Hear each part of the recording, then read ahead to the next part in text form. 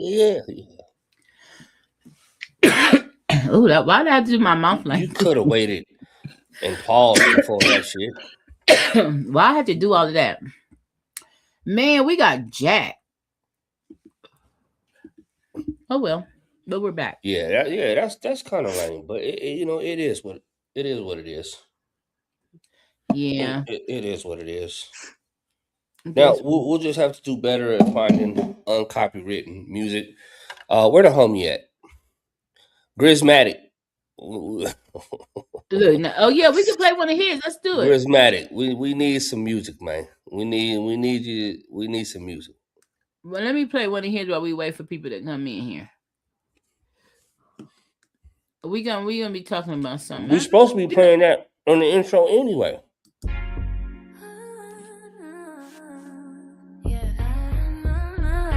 17 years, still here. Nirvana, Dynamics. Yeah, let's go. I'm talking big vibes, better know the name. Now we could play this. This was made just for us. But the soul didn't change. I got that damn message riding on the track. 17 years down, but we brought the heat back. Yeah. We staying solid, we don't ever bend. Because the thick skin wins in the very end. I said that thick skin wins, yeah, that thick skin wins. Quality over everything. Let the show begin. I don't think it's telling people we're back on, man. She said, are you guys coming back? Man, it's just a minor setback. I'm certified, you know I'm gonna get that. No money, front of views or the likes. Just me and that mess is killing it on the mics. We ain't latching the gates, we ain't playing by the rules. Quality over quantity, taking to school. It's entertainment, only sharing life through the lens. Keep your circle real tight, we don't need no fake friends. 17 years of army, you just can't stay dead. New channel, same fire, man, this year's a pick. I'm talking big vibes, better know the name. New channel, fresh start, but the soul didn't change. I got that diamonds is riding on a track. 17 years down, but we brought the heat back. We're staying solid, we don't ever bend. Because the thick skin wins in the very end. I said the thick skin wins, yeah, the thick skin wins. Quality over everything, let the show begin.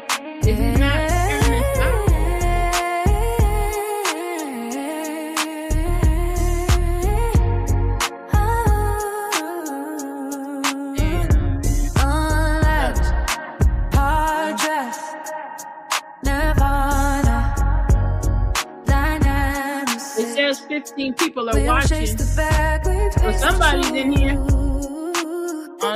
Okay, here we go. All right, y'all, we back. Sorry about that. Okay, y'all back. Okay, we back. It took a minute. Yeah. All right. Man, we sorry about that. So part 1, if you weren't here, got cut off because of copyright. Hello, Jack. So tonight, this song was made for us by Grismatic. So there's no copyright with that song. Right. That so I we just play played. that to our heart's content. Yeah. Jack, we can't listen to nothing unless you made the song strictly for us, apparently, because YouTube didn't like it. Okay, look it. So you guys, podcast, thank you for coming. Today's Wednesday. We show up here, the Dynamicist and myself. Thank you. That was by Grismatic. Chrissia. Yeah. Thank you, Chrissia. So anyway, look. No contact. I was telling Jason about this, Dynamicist, about this, that I saw it on YouTube on Oprah. Hopefully I won't get cut off for that as well. But yeah, is there somebody in your life? This is specifically, they're talking about family.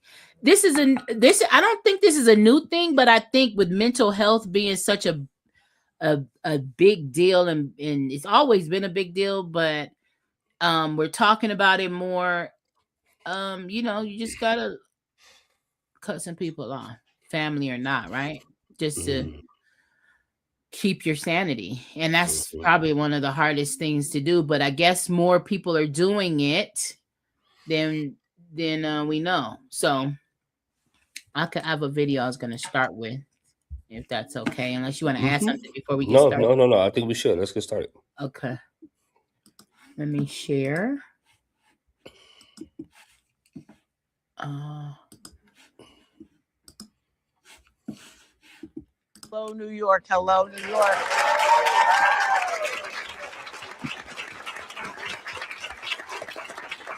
So maybe you all can relate in some way to this growing phenomenon known as going no contact. That's when a person cuts off ties to someone in their family. A Cornell University study now shows that almost 1/3 of Americans are 1/3 are actively estranged from a family member. That is incredible to me. I want to ask a few people in our audience to help us understand what that means. So, Bristol, go ahead. I have been no contact with my entire family for a year and a half now. No contact. No contact. Not a phone call, not a text, not a nothing. Nothing. For a year and a half now. Okay. Chris, how about you? It's been 4 years since I've had contact with my parents and my siblings. 4 years. Not a word. Not a word. Okay. And Kendall, I've been no contact with my 30-year-old son for 2 years. by your choice. By choice. Okay. I want to hear her some story for experts sure. believe that there's been a shift in how younger generations protect their mental health and their boundaries, or have an expanded view of what is considered abuse. And that has led to a silent epidemic. So social media has millions of videos with the hashtag no contact from adult children who say that their parent or their sibling is toxic and they've had enough. So what is going on? So we gathered leading experts, and people with different experiences and points of view on this issue, including parents whose adult children have cut them off. And we'll hear from other adult children who chose to go no contact with their parents. I know this is a tender, hot button topic. My hope is that we can open up the heart space and really listen. I'm not on anybody's side. I just Me neither. want to hear what everyone has I to am. say. So let's start by introducing Dr. Joshua Coleman, who's a psychologist and best-selling author of Rules of Estrangement: Why Adult Children Cut Ties and How to Heal the Conflict. Now, he's a frequent contributor to the Washington Post column, Ask a Therapist. Welcome, Dr. Coleman. Thank you for having me. So is this a new thing? Because, I mean, for many, many, many years of doing shows and talking to families from all over the country and the world, when there's a crisis, people just sort of figured it out or came together at Thanksgiving and had a big fight. But is this new? Yeah, I mean, there's always been estrangements, right? Forever there's been estrangements. But it's new the way we think about family. There's been a radical change in the way that we think about family. The old days of honor thy mother and thy father, respect thy elders, families forever, has given way to this much more of an emphasis on personal happiness, personal growth, my identity, my political beliefs, my mental health. So much so that today protecting my mental health is the single most common thing that I see in every single letter from every estranged adult And child. has this been exacerbated or has this increased because of social media? Oh, there's no question. Come on, exacerbate. Because you've got 2 billion hashtags toxic family. And everybody's got a, if you line up and you're an estranged parent, you're going to get onto a Facebook site. If you're an estranged adult child, you're going to probably get onto Reddit or something like that. And you're going to get support for your perspective. But these aren't people who actually know your parents or know your adult child. Right. They're going to kind of tell you what you want to hear. Right. So there's this very inflammatory reaction that people have as a result of it. And partly that happens because we've become so divided as a society. People are kind of looking for their tribes because their tribes are, they don't have them anymore. We're lonely. We have rising rates of But mental illness. your tribe used to be your family. Your tribe used to be your family, exactly. And it still could if we figure out how to talk to each other. Well, it's so interesting because, I've been talking. What happened? You had He's speaking. He's speaking? He's speaking right there. Yeah. Communication. One of your favorite statements, sayings that's your credit to that, is something about clarity is our partner, communication is our friend. Communication is our partner, clarity is our friend. I absolutely And that's love that. I want to give credit to Craig the writer. Stuart. Yeah. I absolutely love that. I think it speaks volumes.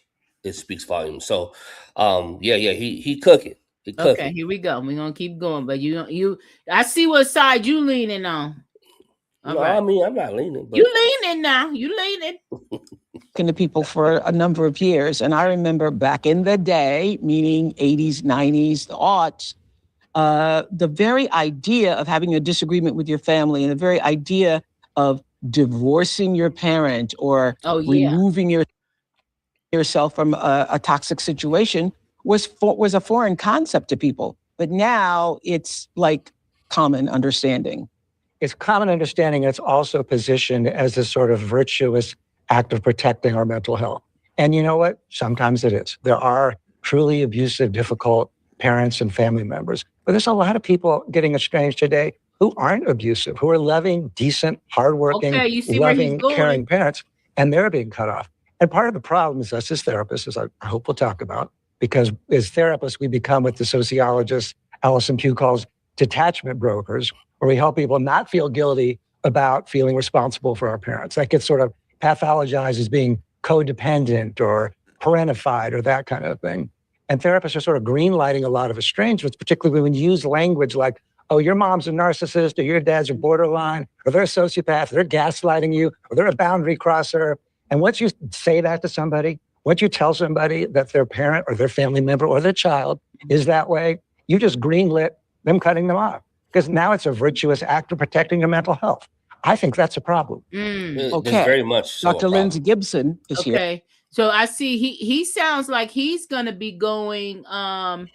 It sounds like, and you know, maybe not. We'll keep watching, but he's saying, you know, maybe we're too quick to pull that trigger, and we're just not able to communicate. We need to learn how to communicate better. Yeah. That could be part of it, and as therapists, you know, or friends, don't be so quick to go with the trend.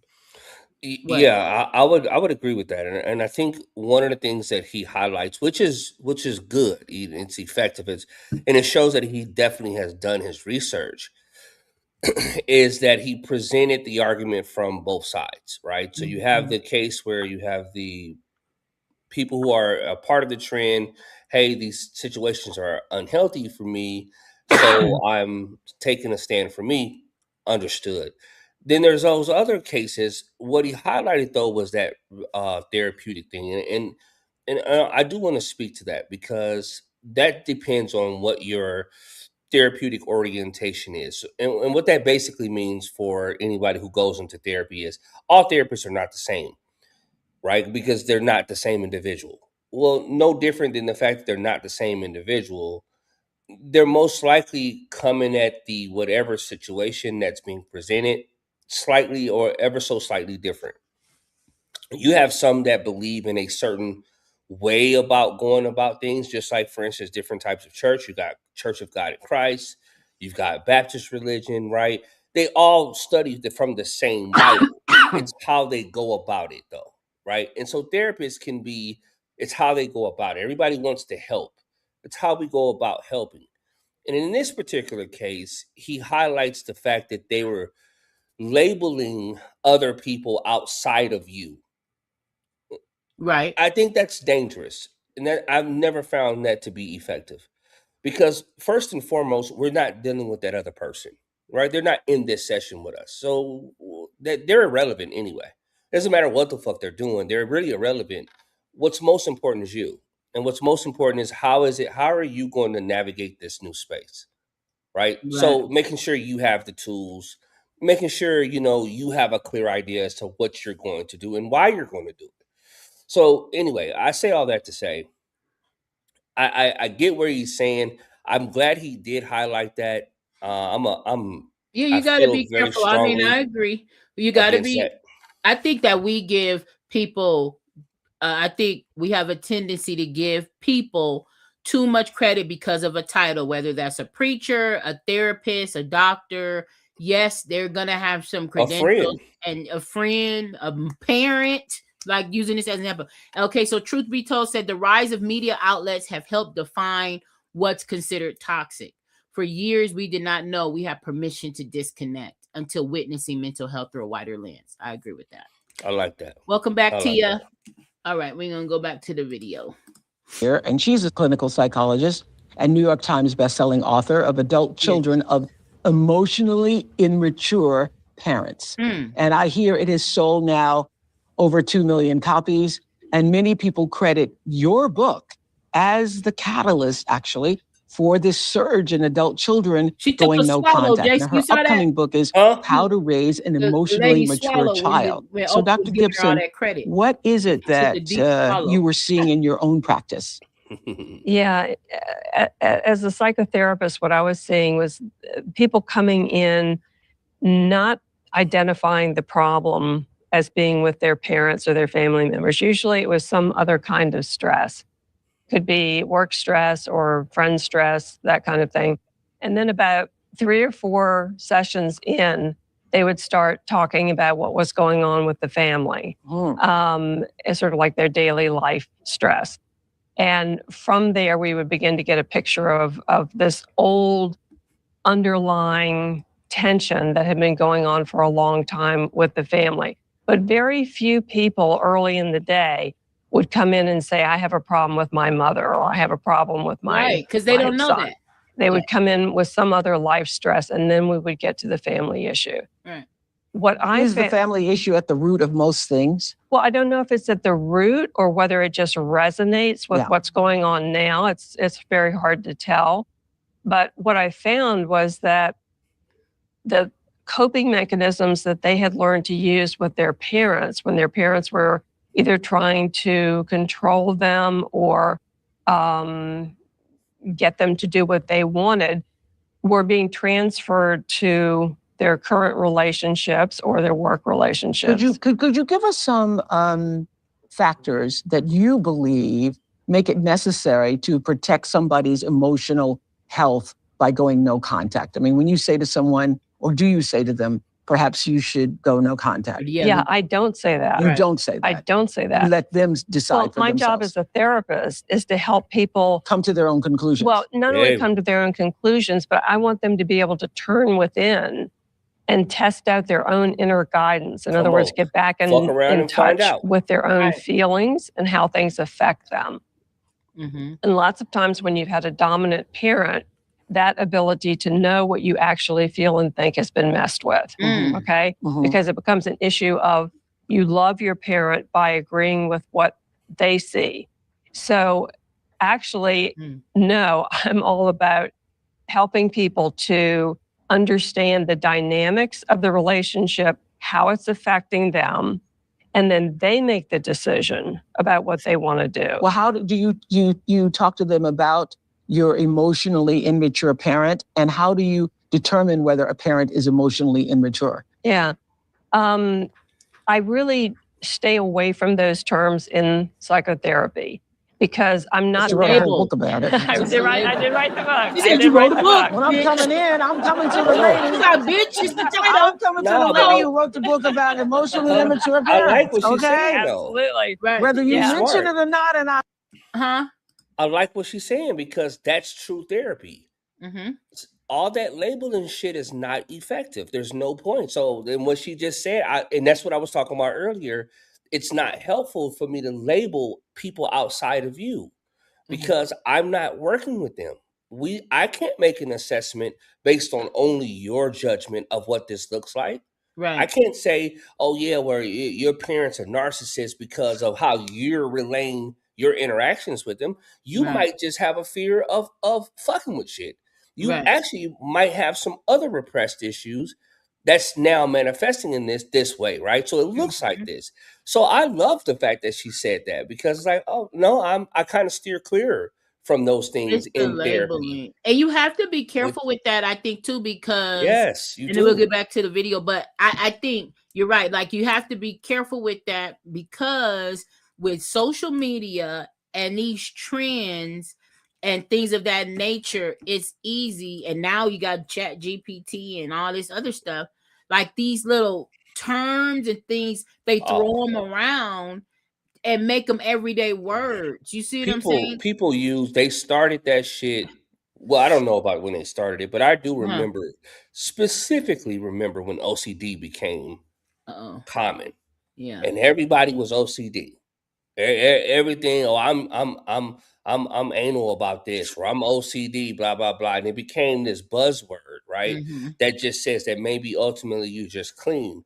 OCD is a whole nother spectrum. Just like everybody's a narcissist right now. Right. Everybody. That's the favorite term, so that's the go-to term. Right. But what people don't realize is that those terms actually have a meaning. Every word that we use has a meaning. Right.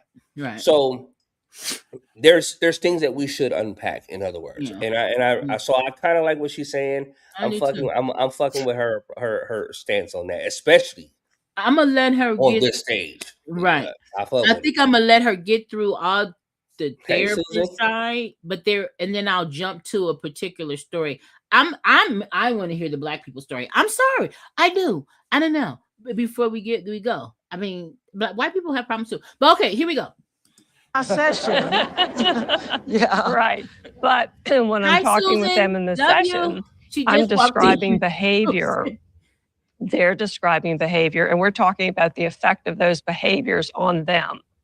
Down the road, We're talking about no contact. once they've read Susan. the book, You gotta then we cut some might people use off that tonight, shorthand Susan. about emotional immaturity. But at the time, we're just trying to understand their subjective experience of that parent.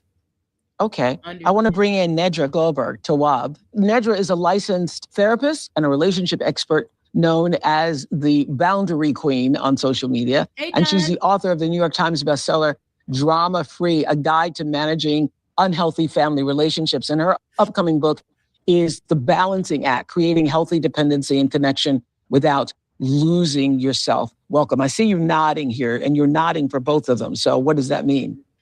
Yeah, I mean, I think aside. it's such a thin line between like what's appropriate and what's gone too far. Because as therapists, we do see our clients suffering. And as Lindsay mentioned, I don't say like you need to leave this relationship, but I might think like, I wonder how you will feel if you did. Because there's so much pain for so long. But for you some people. wrote that no contact is not the first option as much as a last resort. Yes. Yeah. Yes. Okay. And when is it a last resort, do you think? I think when you've assessed whether the relationship is safe, if you can handle the consequences of actually leaving that relationship, it's our work to help our clients determine, is the relationship just toxic or is it annoying? Are these some behaviors we can live with people? Is it possible for us to have less contact instead of no contact? Have we set expectations? Are they even clear about a problem? Because sometimes we haven't talked to people about the problems we're talking about in therapy or with our friends. And they need to know in order for us to have a better relationship with them. So I think what's so interesting, Dr. Coleman, you lived through this with your own daughter. I did, yeah. Who cut off contact with you. She cut off contact with you for several years. For several years. Okay. Tell us what this was like for you to go through this. Oh, it was hell. I was completely heartbroken. I was married and divorced in my 20s, and my daughter's in her 40s now. We're blessedly very close, and she has a child that I'm also very close to. Oh, shit. He's dead. But, you know, she's in her early 20s, and she wanted to talk to me about what it was like growing up being in a blended family and how she felt, you know, after I became remarried and had kids from my second marriage, which is my current marriage. And, you know, how she felt in some ways neglected or like I didn't really have her back and in some ways unloved by me. What? Which is very, very painful to hear that your own child say that. And at the time, of course, I responded defensively, angrily, explained myself, blamed other people. Yeah, and for some weird reason, it didn't really bring her back to me. I don't understand why. But so it really wasn't until I realized I just needed to empathize with her and take responsibility and find the kernel of truth, if not the bushel of truth, in what her complaints were, that things really began to shift. Because can I say this? Because I feel like that's true, not just in this scenario, but with any relationship. And I agree with the whole fact that, right, period. Come on, divorce. But anyway, right after this show, he got divorced. Okay, allegedly. Okay, you just made that up. I made that up. It's alleged. Okay, now, no, but honestly, I agree. Like, okay, that one therapist said no contact should be the last resort. you try all these other things first, and this dude just said his daughter did it to him, and it was after he said try to find the kernel of truth. And that's the part that I'm going to speak to right now, just so I'm not going on and on. Okay. The kernel of truth. When someone comes to you with an issue or a concern, speak you on it. gotta try to find a piece of the truth or their truth. You got to step outside of yourself and move your ego aside and try. If you love them and you care about the relationship, you have to try to see it their way. Some people call it being devil's advocate. You may not agree, but we're quick to be defensive and say why somebody's not right without listening. Again, this goes to responding, listening to respond to someone instead of listening to understand, right?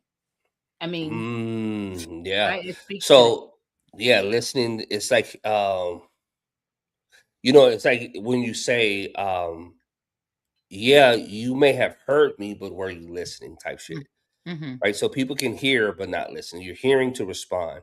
Mm-hmm. Listening, it's an active piece, right? You have to kind of be involved with that type of a process when it comes to anything that you're hearing. And you're trying to reserve judgment because active listening says, okay, let me allow this person space and let me allow them the floor.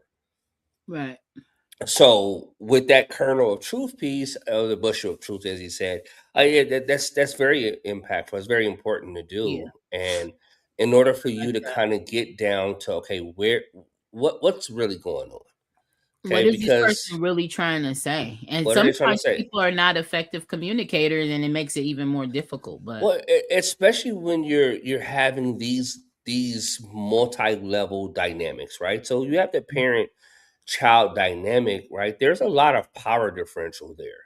yeah, And that dynamic within itself means that sometimes the children, depending on how they were raised or how they were reared or how safe and comfortable they feel, may or may not be able to truly voice what their concerns are because they may feel like they're constantly or consistently in another person's shadow. Now, yeah. does that mean that that's the parent's fault? No, not all the time. But is it important for you to know that? And something I've told men this when I'm dealing with them is, when you're dealing with your children, more often than not, you are looked at as their hero, especially little boys, right? So there's a lot that you don't have to do when it comes to them. And there's a lot that you just have to take into consideration. And so when you're measuring out discipline or something like that, right? You got to be mindful of how they actually see you. So anyway, I say all that to say I'm really digging this. I think this concept, this conversation topic is a really good one, and we barely even scratched the surface because the nitty gritty of this shit right here and how it looks in everyday life, though. Oh yeah, that's the one. Right. Yeah, that's Okay, the I'm gonna one. keep going. Hold on. Let me try to find the next it's so good. We might make this a two-parter, you guys. But okay, let's just keep going. To that point, I was making it about me, and it was really about her and her suffering. But going through that was hell. I felt ashamed. I felt embarrassed. Did that inform your ability to write rules of estrangement? Did it? Yeah. And was it harder for you because you're supposed to know? Exactly. I mean, you're the person that's advising other families and other people about their lives, and in your own family, Yes. It happened to you. Yeah, I wrote my first book on the topic when parents hurt in 2007. And as it was, once we'd reconciled, I wouldn't have written this book if we hadn't reconciled. But once we'd reconciled, I wrote it. And as a result, got a really wide following of other parents who were going through it. And they all said the same thing, which is, I thought I was the only one. And as a result of that, I did a study of 1,600 estranged parents and published that in that book. So it's been really my works for the past almost 20 years. Well, we have a number of audience members who are going through this right now. So Chris and Bree, what's going on? Yeah, absolutely. So Yeah, absolutely. Chris, we're gonna go past you. I'm sure it's very relevant, but let me get to the next story. I mean, we don't want to know. Chris, he said yes, absolutely. I don't like the way he said it. I'm moving on. Okay, let's go to this person. Wait, Just come on. We'll go back to Chris if we have time. Chris, hold on. I'm fast forwarding. Okay, here we go. Let me see. Ignore the dog. Every time my husband leaves for work, she barks. Okay, here we go. Relationships with your parents, have you as therapists seen it evolve over the years also? Oh, absolutely. And I think one of the things, Oprah, is that there was a study done in 2016 which showed that our ideas about what constitutes harm, abuse, trauma, and neglect have radically another expanded buzzword, in the past trauma. 2 decades. Radically People love expanded. that one. So what often happens is an adult child, like any of you, may come up to your parent and go, "You emotionally abused me. You neglected me. You traumatized me." And your parents are going to be like, "What the hell? I would have killed for a childhood like yours." Yes. So generations are talking past each other. Right. I mean, it's kind of incumbent on us as parents to really learn how to speak the language of our adult children if we want to have a relationship with them. But that is one of the most significant changes, is our expanded views of what constitutes abuse and harm. And that has changed. That has changed. And it has evolved exponentially in the past several years. Exactly. Well, the past few decades, but social media is an enormous amplifier of that. Amplifier. Yeah. Come on. Thank you, Bristol. Thank you so much. We have another Bree in our audience. This Bree is with 2 E's, in case you're going to get them confused. Okay. So you've decided no contact with your mom. What happened? Yeah. So my mom abruptly stepped away from our family when I was 6 years old to be with someone else. And not only did she leave my dad, she didn't want to be a mother to me at that point either. That's and so throughout your mom basically abandoned you. Yes. When you were 6. Yep. She didn't. She was just like, she left to go with an old boyfriend. Yep. She decided to go be with her college boyfriend, and she wanted to kind of just live this new child-free life. And it was very jarring and traumatic for me because I was used to having a 2-parent household and doing things with them, and it was just a night and day. And at that point, she just kind of stepped away, didn't really have as much contact, would see her sometimes. It was very off and on, and I would try. And whenever I would try, I felt like I would be let down. I had a wonderful dad who filled the gap, but it's just no mom. And I would see all these girls being raised with their moms, and I wanted that. And so when I was in college, I extended an olive branch and I invited her to my college graduation, and she ended up humiliating me. I was on the floor with the graduates, and I saw this crowd of people walking towards me, security, the counselors, and looked in the middle. It's my mom. They brought her towards me. They said, "Bree, it's been an emergency." So I'm like, what's going on? And she's just like, "I'm ready to leave. Like, we're about to go," her and her boyfriend. And that was what the emergency was, in front of all the graduates before I even walked. And so I was bawling, crying. The whole stadium's looking at me. And from that point on, I was like, this is done. Like, she does not have a care for me. And with me being a mom now, she couldn't leave quietly, and she couldn't just get up and go. I know. And so she had to cause a scene. Yeah. A whole scene. Yeah. And so, I'm a mom now, and I'm a single mom. And so there's points in motherhood where I'm like, whew, I get that it can be a lot, but I could never just walk away from my child. I just couldn't understand doing that. And so I get a lot of judgment for it. Like, when something happens and people are like, your mom isn't feeling well or something like that. It's like, I don't have that empathy, because it's just like, she didn't really have it for me. And it's hard for me because it's like, I understand, that she is my mother, and this whole "you only have one mother" thing. However, we did not have that relationship. And so what weighs on my heart and mind a lot. Pause. Jason. Dynamics is talk to me. I'm listening. No, I'm listening. I'm actively engaging with her. So basically she's saying what? That the mama never was there for her, abandoned her. She obviously had the mother in her life on one of her most important days of her life, which is her college graduation. The mother makes a scene about that she has to leave early or something that wasn't important, and made a scene. And since then she has had no contact with her. And another important part is no one can seem to understand. They give her a hard time that she's made this decision, right? That's where we are. Okay. All right. We'll finish listening. It's the forgiveness. And sometimes I'm like, will I ever be able to just forgive her and let this go? Because it's like, some people's mothers have passed away. My mother lived 20 minutes from me my whole life, and just didn't want to be there. And didn't see you. Yeah, just didn't want to see me by choice. Well, I think that's so interesting because people use that phrase, particularly in our culture. You only have one mother. Yes. and they use that to guilt you. No matter what's been done to you, no matter what you've been through, you only have one mother. And it sounds like that you allow that sometimes to bother you, right? You feel you feel embarrassed or the shame of that in some way. Absolutely. I'm very empathetic, and it's the fact that it's like I do understand she is my mother. However, it's like we don't have that relationship, and so it's just like, she was never there for me. Yeah. Like, and whenever I would try, I would be met with hurt.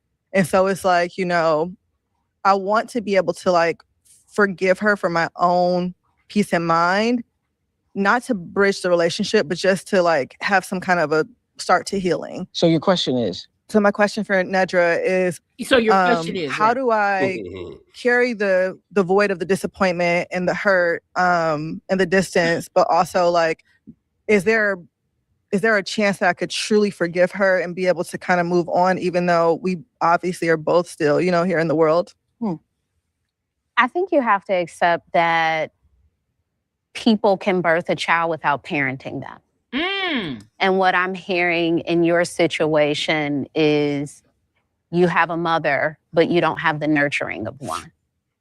And it's very hard to reconcile that while you're mothering, right? And other people are being mothered and they're telling you about their mother and you should do this for your mother, but you don't have that role or that connection with your mother. And so it's very important for you to accept that you can give birth without parenting.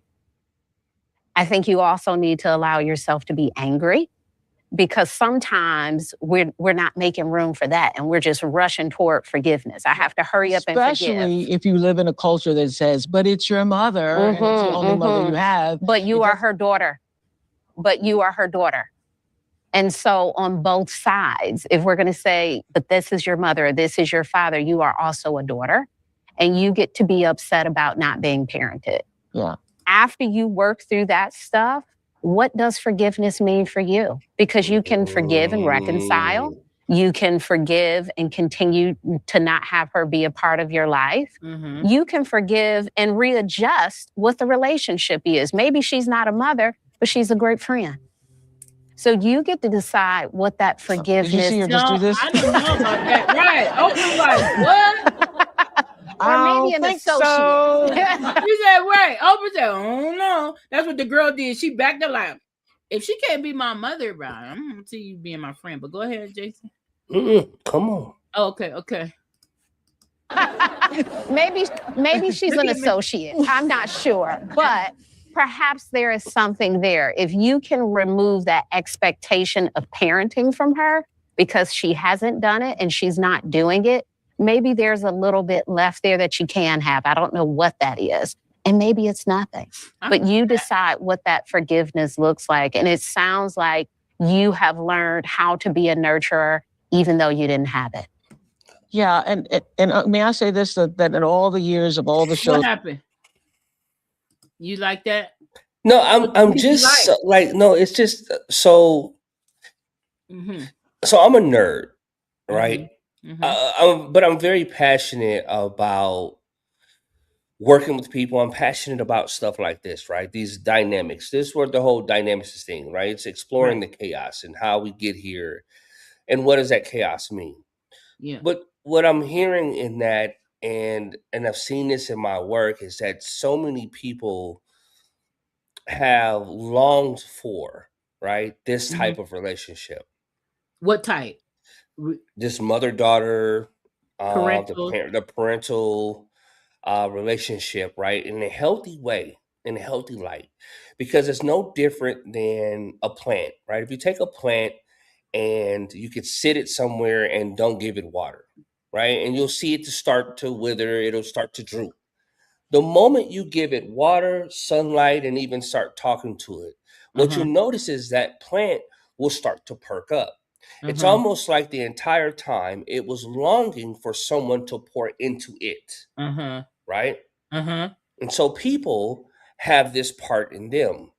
I am a plant, and sometimes I long for someone to pour into me, to speak into me, right? Now, here's the thing, though.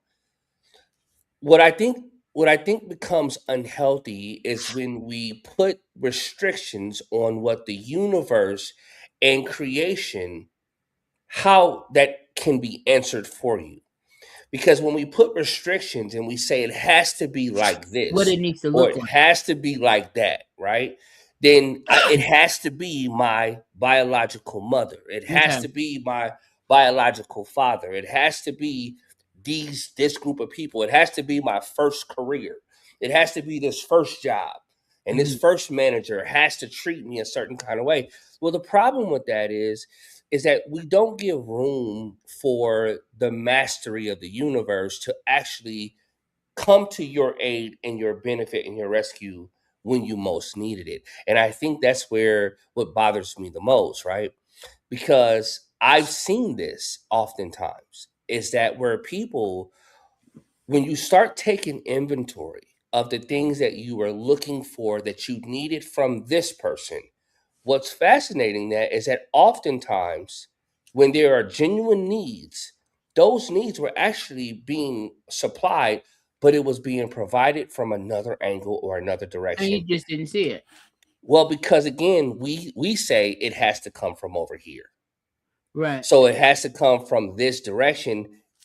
Never mind the fact that my coach, my high school coach, was the one who actually would nurture me more, right? Or my auntie was the one who nurtured me. My mother didn't, or it was this person or whatever. What I'm saying is that when we get so stuck and fixated on the specificities where it has to be, I think that's where we do ourselves a disservice. And we're not giving Yeah. the creation, we're not giving the universe and giving God the opportunity to surprise us and to show us that actually I can provide that for you in a variety of different ways. Gotcha. Okay. Yeah. And all the experts, my I agree. best example or best definition for me of forgiveness that has carried me through many a situation Talk to me. is that forgiveness is giving up the hope that the past could be any different. I don't even remember who said that so many years ago, but when they said it, the hairs on my arm raised because I was like, wow, it's not even about that other person. It's about you giving up the hope and you accepting finally that this, as Bristol has already done, that the relationship is what it is. And there's not going to be one thing you can change. You cannot change yourself. You cannot change that situation. Give up the hope that it's going to be anything other than what it is and accept the reality of it. That's what I hear Nedra saying. Once you accept the reality of it, you can meet her where she is or not meet her at all. Right. Yeah. You wanted to say what? Yeah, the only thing I would add to that is we can't really forgive people who've hurt us unless we really believe we didn't deserve to have what happened. When you were abandoned by your mother, she treated you really poorly, and you probably don't yet fully know that you really didn't deserve that. You might consciously feel like you don't deserve that. But we can't really forgive somebody until we really, really know in our guts that we didn't deserve to be mistreated. So usually compassion can follow from that. Well, we have some parents here who have a different perspective. First, watch this short clip of what a mother named Christy posted. Okay, go ahead. Can you pause right there? So, do you get what he's saying about that right there? No, man. Oh, we were cooking. Okay, so listen. She's gonna be right back. Trust and believe. But so chat, let me ask you, do you get what he was saying in that section when he said before you can forgive someone, you have to also believe that you didn't deserve it? There is something so powerful about that What? statement. I got Okay. shut down. Are we still live? Yeah, we're still live. Okay, Okay, so good. here's a question though. Okay. That piece that he just said about forgiveness and that you can't forgive somebody unless you actually feel like you didn't deserve it. Do you know why he made a distinction there? Okay, yeah, talk to me. Okay. So oftentimes, right, this is through research and then working with people, and if we really think back to our own childhoods, oftentimes when things happen with our parents, we internalize that. Sometimes it becomes maybe I wasn't good enough. Maybe if I did better, she would have stayed or he would have stayed. Right. Maybe if I was faster, Maybe if I was more athletic. Mhm. Maybe if I was lighter skinned, lighter complected, he would have stayed here because he did get remarried and then he got lighter skinned kids over there. And maybe if my hair was different. We start going down this list of things, and these are always things that are related to self-concept, self-worth. Mhm. Well, this is the sad part about that is that when you're dealing with children, children will internalize the strangest shit Meaning, because children have like legitimately unconditional love right. for these people, for Right. parents, for things that so it's hard for them to make the distinction. So I love the way that he brought that out because that's Mhm. often forgotten and missed. I remember, I'll just say this and we can move on. I remember doing this with people in ministry one time. And we would pray and do all these other things, right? Pray, we read the scripture, stuff like that. But I remember having a moment and I said something to the effect of, let's take time to also speak directly to the fact of how you felt about what happened to you. And in essence was, we're not going to act like these things didn't exist, and we're also not going to act like you don't feel some kind of way about that. The idea behind this is we got to get that shit to come up to the surface, right? I didn't deserve this, right? I don't know why this happened to me, et And cetera, et he's cetera, et saying in cetera. order to forgive, you have to truly believe you did not forgive it. I mean, No, deserve you it. didn't deserve it, You have to and believe that. you got to believe that. And again, and he even And you said it. may He tell said, yourself you do, but you really "Yeah, don't. on the surface level, because it sounds preposterous, right? How could Mhm. I take responsibility for something I had nothing to do with, right? It sounds preposterous. But the reality is that when you have what I call point of origin concerns, which means these are things that happen to you in your vulnerability. You cannot just say that, oh yeah, my rational self right now, there's no way. No, because at that time you weren't thinking rationally anyway. You were just thinking from your heart. And so it is possible that you internalize that you deserve that. And maybe that if you were different or whatever the case may be. So anyway, I just had to bring that up because yes, that is often misunderstood. It's often overlooked when it comes to Mhm. forgiveness work. Is going down this road, and it sounds preposterous. I even have one where we deal with the God concept the exact same way as a Right. parent, right? As a parent, that why did you allow this to happen to me? Yeah. Oh, and then you get people going down that road. Oh, that shit's scary. Because Right. the idea is that, oh no, there's no way God could be this. But you did say he's omnipotent, he's all powerful. You believe that. You Yeah. believe that he's above all of this. You believe that he cares. So then why did this happen to you then? Right. Right? So again, let's take the covers off. And the idea is not to get to the point where you're just saying, well, fuck God. No. The idea is we've got to smoke all this shit out. We want to bring it all to the surface and let's deal with it legitimately. Let's deal with it. So then you can start to move these things out the way and you never have to return again. Mhm. When you think about this in grade We gotta school, go. Okay, I don't give a fuck, nigga. you about to go. What are you You telling about to me? go down another road. But you about to go down that road. I'm like, All right, go ahead. Go ahead. all right, all right. On her social. So I'm going to ruffle some feathers with this one, but I don't care. So I'm going to address a comment that repeatedly gets commented on my post and other people talking about estrangement. And it's the comment that says, your children are not estranging from you to hurt you. They're doing it to protect themselves. I call BS. What are they protecting themselves from with us? Loving parents who've always supported them, loving parents who's always done everything in their power to be there for them, who financially has supported them, who has went out of Bitch, you're already irritating. Yeah, already. their way Already. and put their life on the back Who the fuck? burner for their Who told kids. Who you? put your life on the back burner for your kids? You did that because you wanted to, bitch. And You when did had they them. ask? They didn't ask you They shit. didn't ask to be here, ho. What are they protecting themselves from? Shit. Okay, Chrissy. So you've had no contact with your daughter now for what, 3 years? My daughter, yes. She's estranged from my side of the family 3 times in 7 years. The last estrangement came as a shock because we had reconnected for 2.5 years. I let my guard down. We got matching family tattoos, beach vacations with me and her brothers. And so I thought, we made it. We're golden. We're not, I'm not going to lose her again. And bam, a little conflict happened and out the door. And I tried to talk to her and I was like, we need to sit down. Can we just please sit down and talk? And like, why are you so upset? It was something so minor.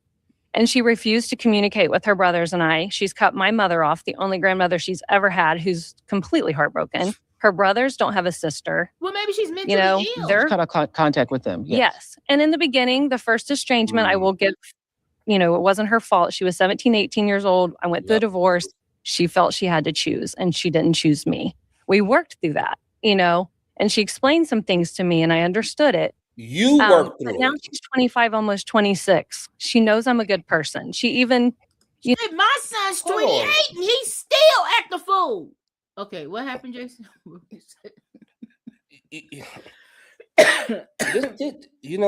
It's comments like these. Yeah. That, and in both of those cases, right? You're wrong. You're just dead ass wrong. Everything you're talking about is coming only from your perspective. This is the problem. Right. You don't fucking see them. And nothing in their conversation are they focusing on them. She's saying, we worked through that. Bitch, you did. They apparently didn't. Right. So how are you going to say, oh, because you sat down, okay, we should be over this by now? And she says her grandmother, the only grandmother she's ever had, we don't give a damn. The grandmother has other grandkids. We get it. But I mean, golly, she let us down. We thought we made it. Bitch, no. Listen, I don't understand how these people are irritating me in 2 seconds and they can't understand how they're irritating their children. And this is the shit that we're talking about, right? On this whole thing. And this whole conversation piece, because it takes two. You have to be open to understanding the full dynamic. You cannot just assume that your way is the only way. And a lot of the complaints. So I'm familiar with this concept. I'm also familiar with the movement, if you will, per se, and even going back to early 2000s. But here's the thing, though, and you hear a lot of this, and you heard it even in the guy's conversation points. You remember what he said earlier? He was talking, that's how you deal with that. He said, irrespective of all that, I have to look for what is their kernel of truth. There's something there that, and he said, this is what now propelled us to get to the next phase in our experience. It's not me telling you that you're wrong. It's not me telling you that your view of what happened is irrelevant. That doesn't help them, right? It doesn't help anybody when you're trying to. And I think that as a parent, there's so much ego involved. It's power dynamic. Yeah, that power shit. It's like you just feel like because you're the parent, you're right, they're wrong. You don't listen. It's my way or the highway. You do what I say, not as I do. I mean, I love you. I paid all your tuition fees. Yeah, I did all of that. this, and you have a loving mother, and we went to church, and we took you to a beach every year. We took you on a vacation. Yeah, to my uncle who touched me every time I went. And I told you, and you didn't do anything about it. No contact. #. Okay, listen. I'm just saying that's the part they'll leave out. They'll leave that out. Right. You're fucking on Oprah Winfrey. Oh wait, was that Oprah Winfrey? Well, she was on it. She did some kind of post. Who just said that? Was that Oprah? Is she on Oprah? I don't know, this is the lady standing up. This lady we talking about. She's on the Oprah Winfrey show. Now you're on Oprah telling everybody about me, bitch. No contact forever. Ho! I was on my way back, and your punk ass goes on Oprah. Okay, wait a minute. Let me just go back to that. Unbelievable, bitch. We made TikToks together. She made me beautiful TikTok and that I have pinned on my profile, and And who is this black man next to you? Does he know that you up to this shit? literally Mother's Day, and then 2 weeks later there was a conflict. So my daughter, she is smart, she's funny. She was a joy to raise. She's a college graduate, but I feel she lacks conflict resolution skills. And I just feel like my question to the therapist is how do we move forward to help parents and children that weren't in abusive parents? Like a lot of us are really good parents. We aren't deserving of this. How do we teach? I could just see Oprah saying, "Bitch, get to the point." Hold on. Heard that little look. This is like you saying, your question is, look, the fuck are we doing here? Bitch, you're the problem. Spit it out. We all fucking know this. Diva knows it. Diva, come look at this shit. Damn, Diva's over here like, that bitch is the problem, right? You're the problem. You are legitimately the problem. God, I don't even know your kid, but your like, kid, bitch, your kid is correct. Look at the right. Fuck it. We on her side. Look at the whole audience. Look at the audience. Parents and children that we can work through the messy, hard stuff so that we can talk and not go no contact. Because I'm not going to lie, like it's been 3.5 years. We can't even get to her story. What? Hold on. She said, how do we get them to understand that, bitch, you didn't foster that environment. Right. If you fostered that environment and she felt safe or he felt safe to talk to you, they would talk to you. Right. If they don't, that's because they don't. Right. So until you can actually acknowledge the fact of the part you played in this, the part that we played. Yeah, because she hasn't said one thing that she's done wrong. Like she's painting the picture. She's the perfect fucking parent. Your boys don't give a fuck. They ignore you and they don't give a fuck. They're boys. You know what I'm saying? So they handle things differently. Men do, period. The girl is like, bitch, you're crazy as hell. But anyway, I don't know. But let's see what they say. Let's just see what they say. Man, goddamn, ho. No word at all. And the glimmer of hope of us ever reconnecting is going away. Bitch is gone. You're on Oprah. I talk about a platform and give parents a place to be seen and heard. And when it first started happening to me, I was like you. I was like, I thought I was alone. So now I have a platform where parents can be seen and heard because we are villainized. And that video was about how villainized we become on that app. What was the response to that video? Parents were thankful. And, so many, I felt like I was alone. And to be honest, so many of us parents, I'm not a therapist, but I've heard hundreds of stories. So many of us never even got the opportunity to sit down and talk to our children. Listen, I'm all about, we don't decide what hurt. We don't get to decide what hurt someone. Yes. They don't get to decide what hurt us. So if my daughter came to me and said, Mom, can we talk? Heck, yes, absolutely. I would take ownership. Better yet, bitch, can you listen? Can you listen? Fuck, can we talk? Bitch, can you listen? That's what she needs to be. That should be the hashtag. Bitch, can you listen? Jason. They're just like, bitch, can you listen? I love it.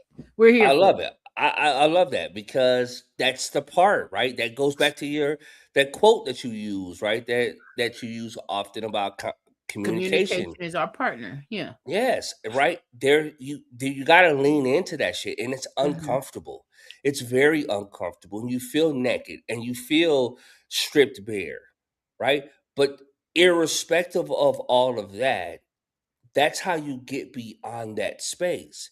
As long as you're going to keep holding on to them raggedy ass draws that you got, yeah, as it relates to this, because we know how we have those raggedy ass draws that just hang on no matter what. When your husband says, you need me to buy you some more draws? Nah, I'm just saying. Like these. I mean, right, like you need a few dollars. Like, sometimes you gotta change your draws. Yeah, let the motherfuckers go. Change your draws. That's next. Okay, We coming up with all kind of hashtags. Put whatever hashtag you want in the comments. We're here for it. Hashtag no comment. Hashtag change your draws. What was the other one? Hashtag bitch can you listen. can you listen? Can you listen? We're here for it. Okay, let's go. Let's go. If anything she said I did to hurt her, because I don't get to decide what hurt her. Okay. But she refuses. Well, that brings me to the point when you said the reason we are not talking now, it was such a little thing. Mm-hmm. We all are wondering what little thing was that? What was that? No. And you know what? I was going to say, but I didn't want to interrupt you. Mm-hmm. Maybe it was a little, obviously, it was a little thing to you, but it wasn't a little thing to her. It was something she didn't get her way. Okay. She didn't get her way. And, my boys are in my life. I'm a mom of 3. They reassure me all the time, Mom, you are not a bad mom. Do you have a specific question? Hold on. She might be one of those parents that actually, let's go with this one. Okay. And I've seen this. Hashtag now, bad ladies, help me out with this one. If you've seen this, whatever. This is what I've seen. I've seen mothers. Help me find my. Go ahead. Go ahead. You see mothers. I've seen mothers treat their daughters like shit, but treat their sons like everything. I've seen mothers who internalized that they're jealous of their daughters.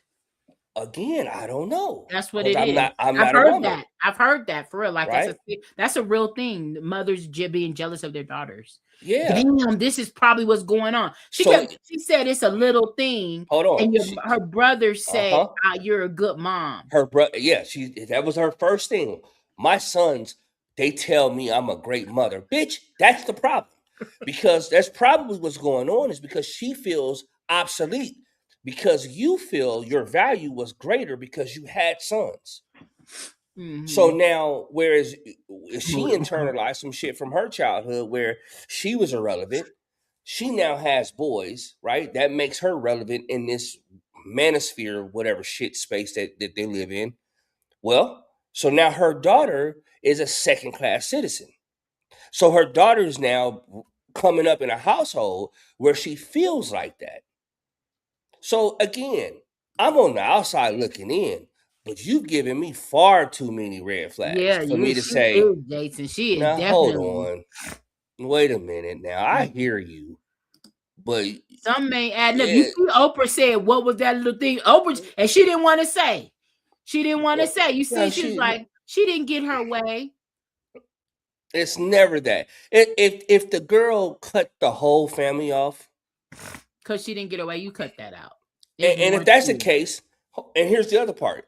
If that's the case, and you raised a child that was that self-centered, then what are we having the conversation about? Then again, it's coming back to you. And then you're on Oprah telling everybody the reason you guys don't talk is because she didn't get her way. She's at the TV like, what?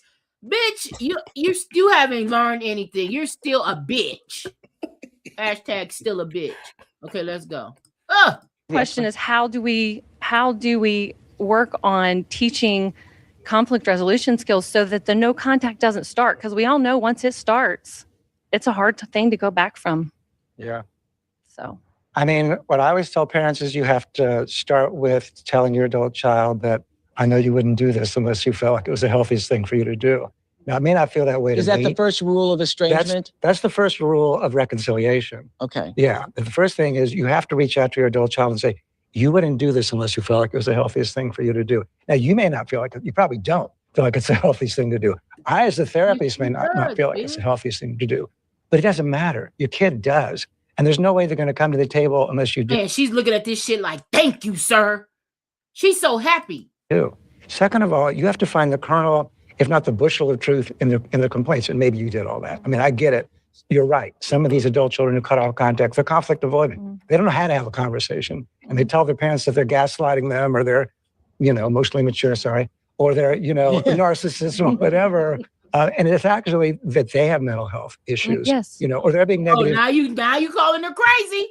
Now she come on. Yep. She a problem. She is a problem.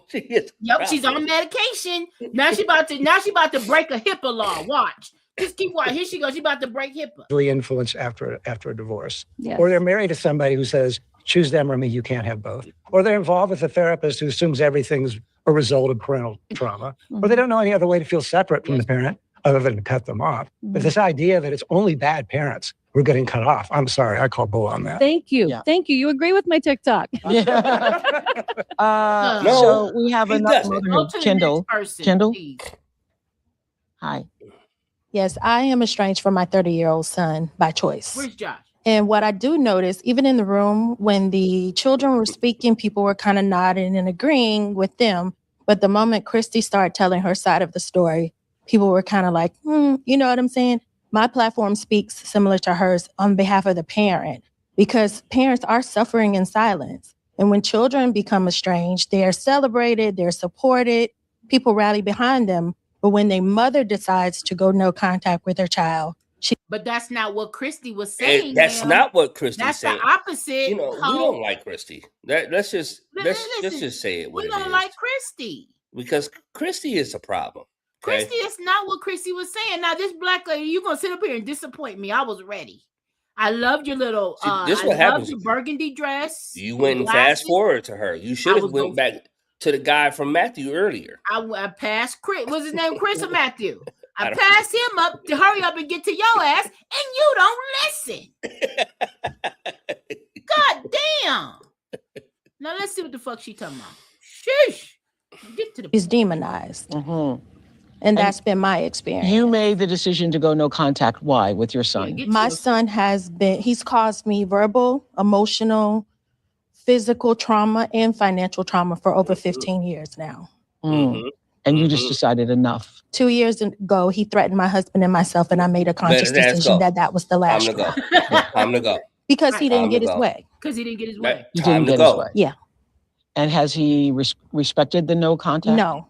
He is not. No, he has not. He sends threats that if we don't unblock him, he just threatened my husband yesterday as I got off a flight. Yeah. Saying if we don't unblock him, if I don't speak to him, he's going to do some harm to us. Okay, now. So that's been my experience. Okay. And parents don't go no contact.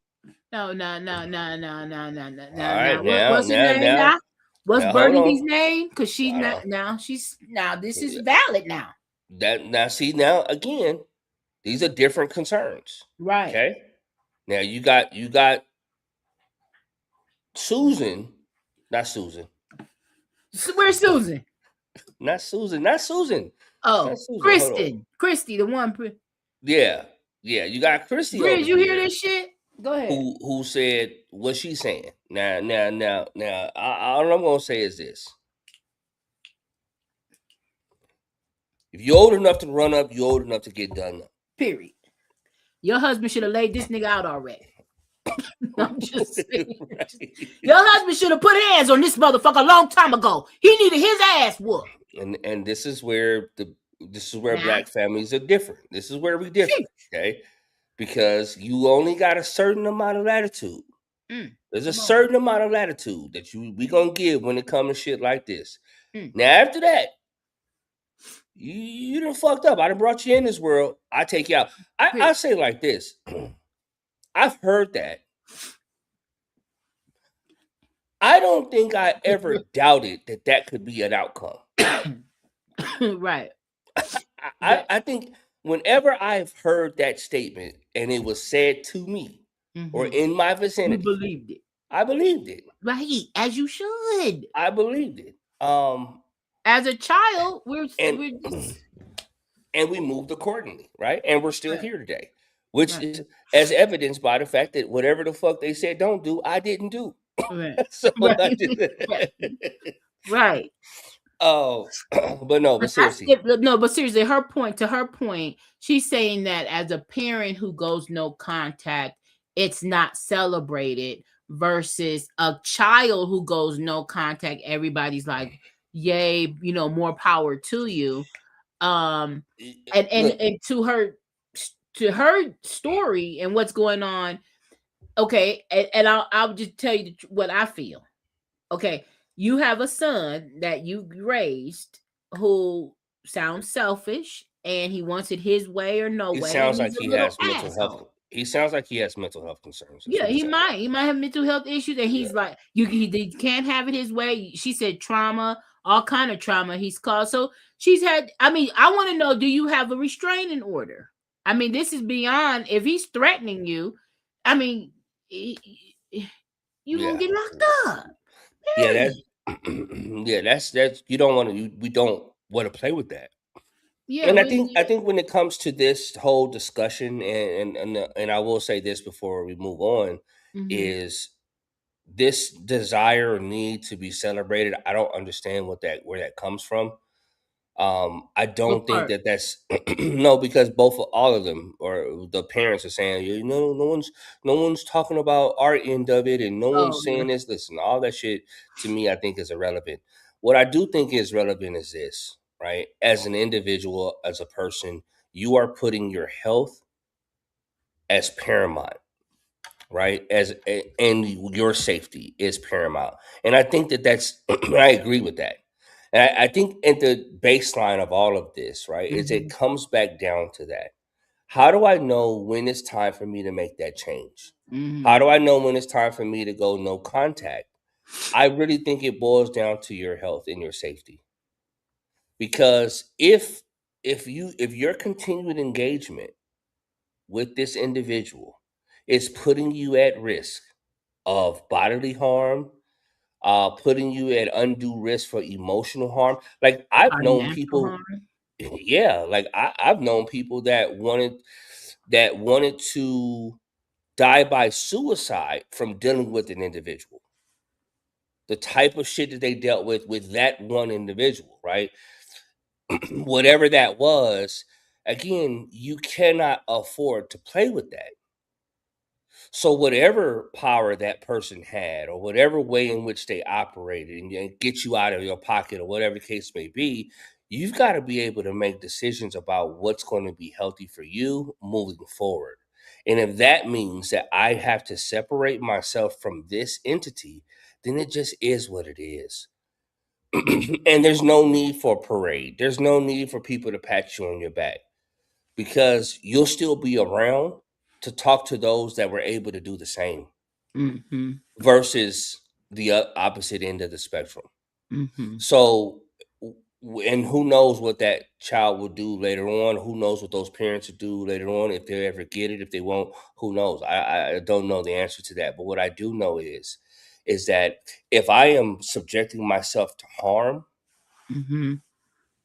then all the people that love me, who are around me, who want to pour into me in a healthy manner, who want to love me healthily, who I can try to attempt to love them, all I know is this: if I keep subjecting myself to harm, then what I'm doing is I'm actually subjecting the people that actually do fuck with me to harm. Mhm. Because you can't separate the two. Unfortunately, that's not how human organisms work. Mhm. Typically, what's going to happen is what is hurting people hurt people. Period. That's just how that works. Mhm. So, if I subject myself to harm, and I'm subjecting myself to hurt, and I'm subjecting myself to being emotionally assaulted, physically assaulted, then what I'm doing ultimately is I'm also subjecting the people that actually love me, or the people that are looking for that type of love from me, is I'm actually ultimately going to be subjecting them to the same type of bullshit. It'll look different, but the results are the same. Those Mhm. you may felt pushed away and irrelevant. Well, they fucking do too now, because for whatever reason you won't choose the love that they have.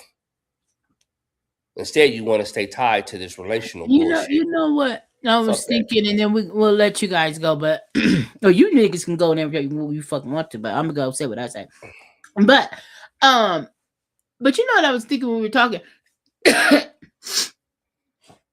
I know scenarios when it comes to parenting children different ways, right? I know different scenarios with different people, right? But I think about and I'm just talking about a parent and child dynamic. As a parent, me personally, I feel like the burden lies on me. Come This is me. on. Now I know that I've heard people tell me, and there are people that do not agree with that, and you don't have to agree. But I can only speak for the love that I have for mine. And I'm not saying that a person who thinks differently than me doesn't love theirs. But what I am going to say is that I have to be able to sleep at night. So if my child decided to go no contact, you will know. If you know me, you going to know what the fuck is going on, because we know she tried like a motherfucker. We know she bent over back. Whatever it is I needed to do, because it's not the same as being with a nigga, a man. You know what I'm saying? I love my husband, but nigga, no contact. Oh, what? Are you sure? Let's go counseling. Okay, we good. Okay, we're gonna go no contact. Okay, cool. But a kid, your child, my child, you're not gonna be able to go no contact. That nigga gonna have to get a restraining order, because I'm gonna be like, what happened? Me like, mama, don't come. No, I'm coming, nigga. You have to lock me up. Because I'm listening, I'm writing shit down, I'm recording, I'm asking ChatGPT, I'm calling Dynamics, I'm calling everybody I love.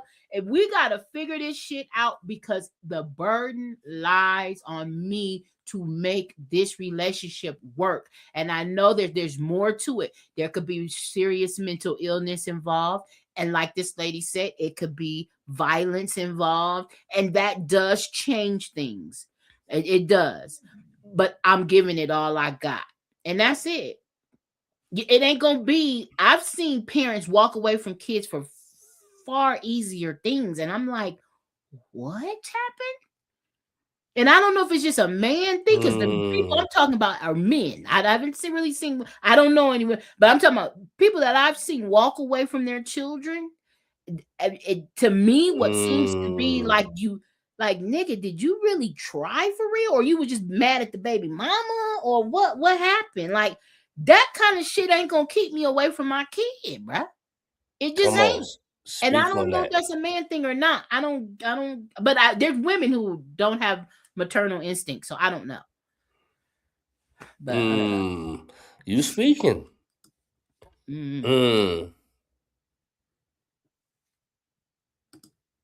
Wow. And listen, man, I think this subject was actually a really good one, though.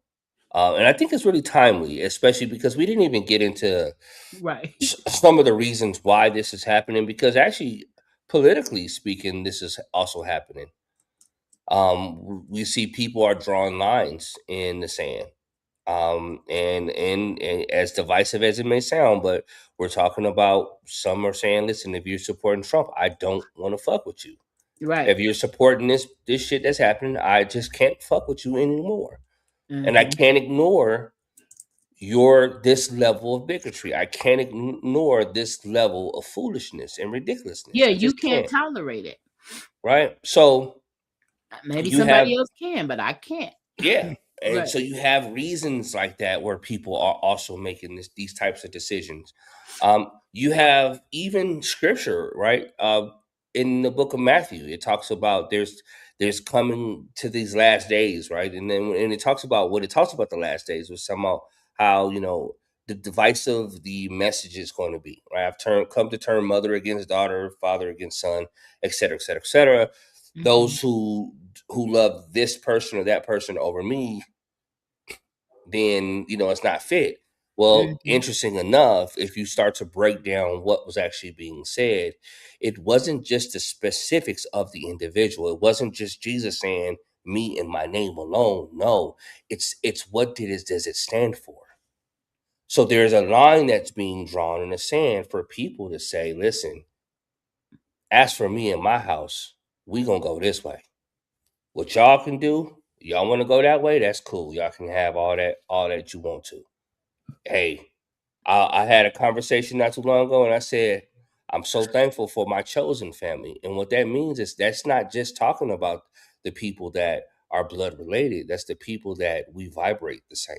And we're in the same frequency, and we're operating similarly, and we're moving in a direction similarly. So again, that becomes choice driven. Like, you have to choose, and if it becomes like what's best for you. Yeah. You gotta. That's what anything too, right? And I agree with you, True. It's like good point. Like shit. Which part?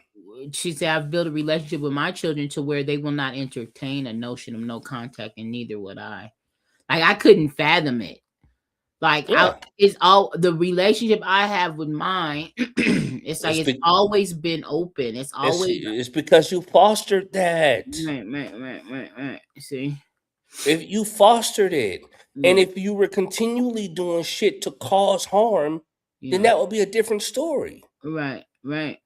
So if and they then you say can't be acting crazy like you, I don't know why they won't talk to me. I don't know why they're so angry. and you're constantly belittling them. You're constantly antagonizing them. You're constantly and that's how you were done.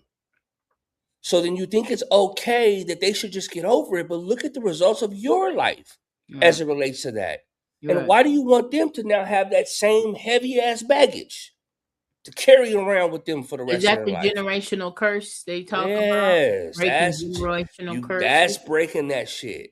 I'll just say this and we can close. I was talking to my nephew about this, and because he's down the line, right? And I said what's really interesting is I'm a little bit further up the line, and I've seen some things that you'll never see. Right? I'm aware of some things that you'll never be aware of. And I said where it started at was our dad, well, my dad, your grandfather said specifically, we're going to change the stars in this family. And what he said was, you will never not know how I feel about you. Mm-hmm. And so moving forward from there, what did that do for all his kids and then his grandchildren, whatever? It's like there's no ifs, ands, or buts about that. We know how where we. He broke that because he didn't get that, so he made sure not to perpetuate that onto not his. to perpetuate that onto. Come on, perpetuate. Right. So again, hey Siri, to how your do you point, spell perpetuate? It doesn't matter. You don't need to write it down. But look. So I think that's the piece, right?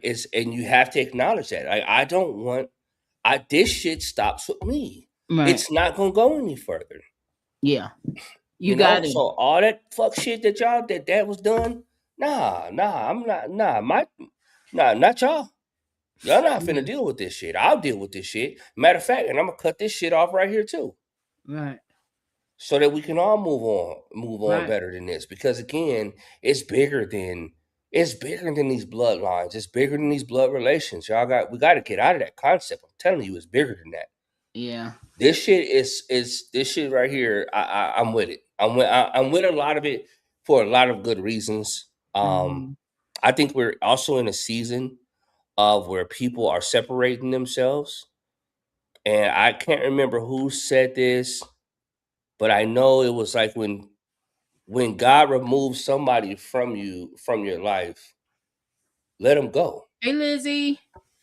When God removes someone from your life, let them go. Let them go. Just let them go.